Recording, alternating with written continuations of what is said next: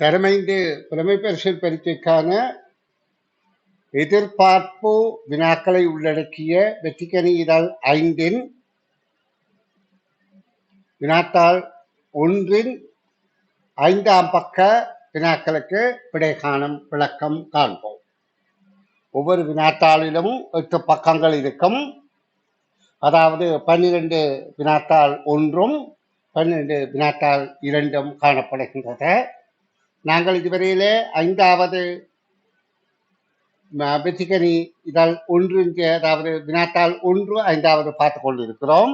6வதும் பார்த்து முடித்த பிறகு நாங்கள் வினாத்தாள் 2 6ஐயும் பார்த்துவிட்டு தான் அடுத்து 7வதிலிருந்து வினாத்தாள் 7லிருந்து 12 வரையிலான வினாத்தாள் 1 பிறகு 2ஐயும் பார்க்கின்றோம். அப்ப உண்மையிலேயே இந்த வினாத்தாள்களை செய்வதன் மூலம் கடினமான வினாக்களுக்கு இலக்கு வழியிலே விடையளிக்கிற நல்ல ஒரு பயிற்சியை மாணவர்கள் பெற்றுவிடுவார்கள் என்று நான் திடமாக நம்புகிறேன். அதற்காகத்தான் இந்த சிரமம் பாராமல் இந்த பயிற்சியை வழங்கி கொண்டிருக்கிறேன். கவனிங்கோ. இப்போ நாங்கள் 19வது வினாவை பார்ப்போம். ஏயிலிருந்து பிஐ அடைவதற்கு முறிந்த கோடுகளினால் காட்டப்பட்டுள்ள 3 பாதைகளின் நீளம் கூடிய பாதை எது? இங்கே ஏபிசி என்ற 3 விடைகள் இருக்குது. இந்த 3 வழிப்பாதை இருக்கின்றது. அதே மாதிரி 3 விடைகளும் ஏபிசி என்று இருக்கின்றன. அப்ப நாங்க இதில் எது பொருத்தமான நீளம் கூடிய பாதை என்பதை நாங்க பார்த்துக்கொள்ளணும். அப்ப இங்க ஏயில பி ஒரு இடத்துல தான் ஏபி எல்லாவற்றிலையும் அமைந்திருக்கின்றது. அப்ப ஏபியின் தூரம் சமன். ஆனா அது செல்கின்ற வழிப்பாதைகள்ல இருக்கின்ற வித்தியாசம்தான் நீளம் கூடிய பாதையை காட்ட போதும். நேரே போனா எல்லாம் சமன் தான். அப்ப நாங்க இதுல பார்த்தால் ஏயில முதலாவது வழிப்பாதையை பார்த்தால் நீளப்பக்கமாக இப்படியாகவும், அதாவது நீளப்பக்கமாக 4ம் அகலப்பக்கமாக 1 2 3ம் காணப்படுகின்றது. அதே மாதிரி நாங்கள் பியில பார்த்தால் 2வதுல நீளப்பக்கமாக 1 2 3 4ம் அதே போலதான் நீளப்பக்கம் 4ம் அகலப்பக்கம் 1 2 திரும்பியும் வந்து இதுல 3 4 இருக்கின்றது. அகலப்பக்கமும் 4 இருக்கின்றது. ஏன் இங்க பாருங்க, இந்த வளைகோடு இப்படியாக வந்து இங்க போய் திரும்ப இங்க வருகின்றது. நம்ம மையால குறித்து காட்டுறோம் பாருங்க. இந்த கோடு இப்படியாக வந்து இங்க போய் திரும்ப இங்க வந்து திரும்ப இங்க வந்து திரும்ப இங்க வந்து வருகின்றது. அப்ப 4 நீளப்பக்கமும் 4 அகலப்பக்கமும். அடுத்தது 3வதுல சியில நீளப்பக்கம் 2 ஆனா அகலப்பக்கம் 1 அல்ல. இந்த 3க்குரிய கோடுகளும் அதுக்கு இருக்குது, அடங்கி இருக்கு. அப்ப அகலப்பக்கம் 3. அப்ப இதுல நீளம் கூடியது நாங்கள் நீளம், அதாவது நீளப்பக்கம் இங்க 4 இங்க 4 இங்க 2 இது அகக்குறைவு என்று தெரிகிறது. இங்க அகலம் 2 இங்க அகலம் 4 என்றபடியால் நீளம் கூடிய பாதை பி என்பது கட்புலன் ஆற்றல். இனி அடுத்த வினாவுக்கு போவோம். 20வது வினா. 5 மாணவர்கள் பாடசாலைக்கு வருகின்ற நேரங்களை பின்வரும் கடிகாரங்கள் காட்டுகின்றன. இதுல 5 மாணவர்களுடைய பெயர்கள் குறிக்கப்பட்டிருக்குது. அவர்கள் பாடசாலைக்கு வந்த நேரங்களும் குறித்து காட்டப்பட்டிருக்குது. அப்ப நாங்கள் அந்த பெயர்களுக்கு கீழே அவர்கள் வந்த நேரங்களை குறித்துக் கொள்வோம். இவர் வந்தது, சந்திரன் வந்தது 7:15, இந்திரன் வந்தது 7:30. அதுல பார்த்தபடியே குறிக்கிறோம்.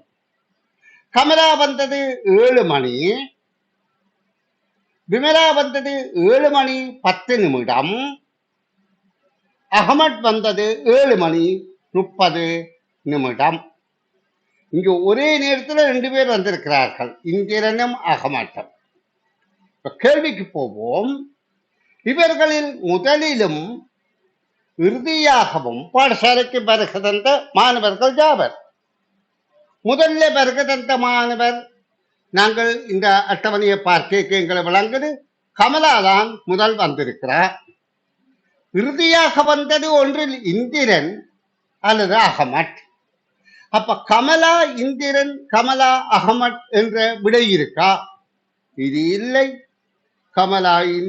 கமலா இந்திரன் அல்லது கமலா அகமட். இது அகமட் இந்திரன், இது இந்திரன் விமலா என்றது, இதுவும் அகமட் கமலா என்றது. அப்ப நாங்கள் இப்ப உற்று கவனிப்போமா இருந்தால் 3 விடயங்களை பொருந்தாத மாதிரி இருக்குது. கமலா அகமட் அல்லது கமலா இந்திரன் என்ற விடை இருக்கணும். ஆனால் இங்கே இப்ப இந்த 3வது விடையை பார்த்தால் கமலா பின்னுக்கும் அகமட் முன்னுக்கும் வந்திருக்கு. அப்ப அது பொருத்தமானால் சரி, அது பொருத்தமான விடைதான். ஏனென்றால் இங்கே வருகிற மாணவர்களை முறையே தருக என்று கேட்கப்படவில்லை. முறையே என்றால் தான் முதலில் வந்தவரை முதல்லையும் இறுதியாக வந்தது 2வது தரும். அப்படி கேட்கப்படாத இடத்துல இறுதியாக வந்ததை முதல்ல வந்ததை 2வதாக தருவதிலும் தவறு இல்லை. அப்ப இதற்கு 3வது விடைதான் பொருத்தமானது. இப்ப நாங்கள் இந்த அரிசவரிக்கையில இதை வெற்றி கொள்வதற்கு எங்களுக்கு இந்த வினாத்தாள்ல இருக்கக்கூடிய சூக்ஷ்மம் எல்லாம் புரிந்தால் போதும். இதை புரிந்து கொண்டோமா இருந்தால் நாங்கள் வெற்றி அடைய முடியும். இனி 21வது கேள்வியை பார்ப்போம். 5 தராசுகளில் 5 சோடி பொருட்களின் அளவுகள் தரப்பட்டுள்ளது. 5 சோடி பொருட்கள், அதாவது ஒவ்வொரு தராசிலையும் ஒரு சோடி பொருள், 2 சோடி, 3 சோடி, 4 சோடி, 5 சோடி பொருட்கள் தராசுல தந்திருக்கு. இந்த தராசு 0ல இருந்து 7 வரைக்கும் காட்டுது. திரும்ப இந்த இடத்து வந்தால் 8 என்றதை கழித்து, அப்ப இந்த தராசு திரும்ப இங்க வந்தபடியா இது 8 கிலோகிராம் தான் கருத்து. 0 அல்ல. 0 ஒரு பொருளும் இருக்கக்கூடாது. அப்ப அதை நன்கா புரிந்து கொள்ள வேண்டும். அப்ப நாங்கள் கேள்விக்கு வருவோம். இதன்படி இந்த 5 உருக்களிலே ஒவ்வொன்றை தந்து ஆகிய இப்ப 5 பொருட்களின் மொத்த நிறையாது. அதாவது பிள்ளைகள் இப்படி சிக்கலான கணிப்பு போல வருகின்ற பரீட்சை வினாக்கள்ல நீங்க நல்ல கவனமா தெரிந்து கொள்ளுங்கோ. இதுக்குள்ள சூட்சுமமான இலகுத்தன்மை இருக்குது. அவர்கள் சிக்கல் போல காட்டுகிறார்கள். அப்ப நாங்க இதை பார்க்கணும். இந்த 5 பொருட்களுடைய நிறைகளை காட்டுறதுக்கு இது, அதாவது 5ஆம் ஆண்டு புலமை பரிசில் இப்படி கஷ்டம் போல நிறைய கணிப்பு செய்து கண்டுபிடிக்க வேண்டிய, அரமணத்தியால கணிப்பு செய்து கண்டுபிடிக்க வேண்டிய மாதிரி இருக்கும். ஆனா அப்படி அல்ல. அதுக்குள்ளே ஏதோ சூட்சுமமாக இலகுத்தன்மை இருக்கும். என்ன இலகுத்தன்மை என்றால், இந்த பொருளை பாருங்கோ, இது இந்த 2லே இருக்கின்றது. இந்த பொருளை பாருங்கோ, இது இங்கே 2லே இருக்கின்றது. இதை பாருங்கோ, இங்க 2லே இருக்கின்றது. இதை பாருங்கோ, இங்க 2லே இருக்கின்றது. அப்ப இதுல இருந்து எங்களுக்கு என்ன தெரிகின்றது? இதை பாருங்கோ, இங்கேயும் இருக்கின்றது. அப்ப இந்த 5 சோடி பொருட்களும் சோடியாக இருக்குது. அப்ப நாங்க இந்த நிறைய பார்க்கணும் என்றால் இந்த மொத்த நிறைய கூட்டி 2ஆல வகுத்தால் விடை வரும். அப்ப அது இலகுவான கஷ்டம் இல்லை, அதுக்கு நேரம் போகாது. அப்ப நாங்க கடற்கடன்று அதுக்குரிய நிறைகளை போட்டு கூட்டி பார்க்கிறது. இது 3 கிலோகிராம், இது 7 கிலோகிராம், இது 8 கிலோகிராம், 0 அல்ல 8, இது 5 கிலோகிராம், இது 7 கிலோகிராம். அதாவது 3, 7, 8, 5, 7 இவ்வளவு கூட்டுவோமாயிருந்தால் எங்களுக்கு 30 கிலோகிராம் என்ற விடை வரும். அதை 2ஆல வகுத்தால் 15 கிலோகிராம் என்ற 2வது விடை பொருத்தமாக இருக்கும். இனி அடுத்த வினாவுக்கு செல்வோம். இந்த பக்கத்தில் இருக்கிற அடுத்த வினா. அடுத்த வினா, கமலா, விமலா, பாத்திமா எனும் 3 சிவப்பு, கருப்பு, நீல நிற பேனாக்கள் உள்ளன. இங்கே முறையே என்ற சொல் இல்லை. அப்ப மாறிக்கூடி இருக்கலாம்.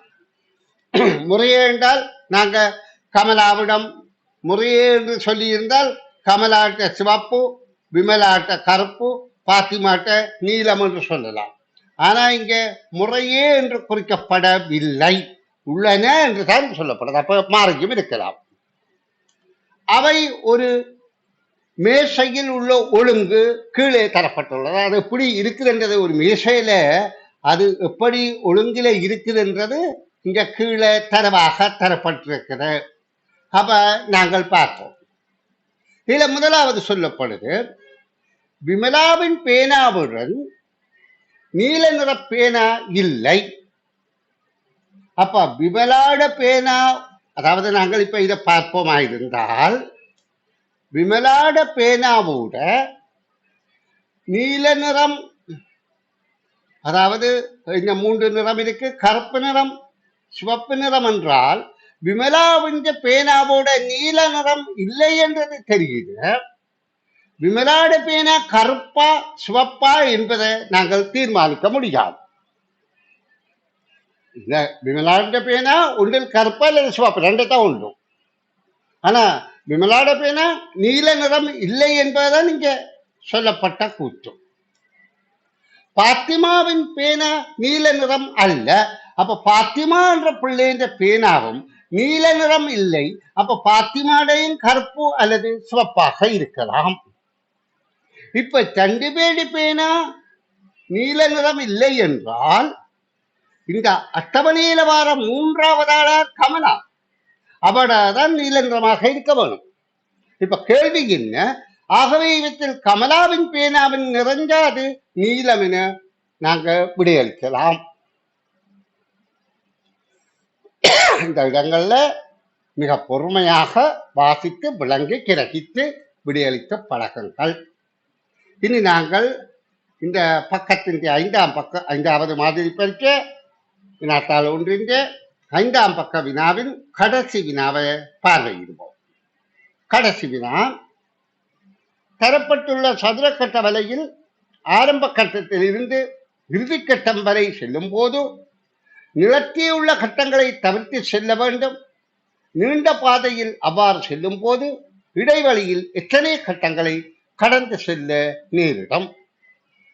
அதாவது இங்கே சொல்லப்படுது தரப்பட்ட சதுர கட்ட வலை அமைப்பு. சதுரம் என்றால் எல்லா பக்கம் சமனா இருக்கு. 2, 4, 6, 7 இருக்கின்றது. அப்ப அடுத்த பக்கம் 7 இருக்கா? 4, அதாவது 2, 4, 6 இருக்கு. இங்க 2, 4, 6, 7 இருக்கு. ஆனா இங்க 7, 6 இந்த சதுரத்தை கருதவில்லை. இந்த சிறிய சதுரங்கள் தான் இங்கே கருதப்படுகின்றது சதுர கட்ட வலையில். அப்ப இது சதுரக்கட்ட அமைப்பு அல்ல, சதுரங்கள், சிறிய சதுரங்களை கொண்ட வலை. அப்ப சொற்களுக்கு ஏற்ப வாக்கியங்களை புரிந்து கொள்ளுவோம்.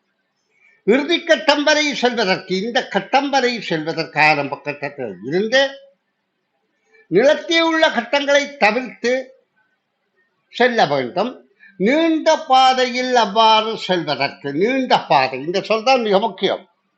செல்லும் போது இடைவெளியில் எத்தனை கட்டங்களை கடந்து செல்ல நேரிடும்.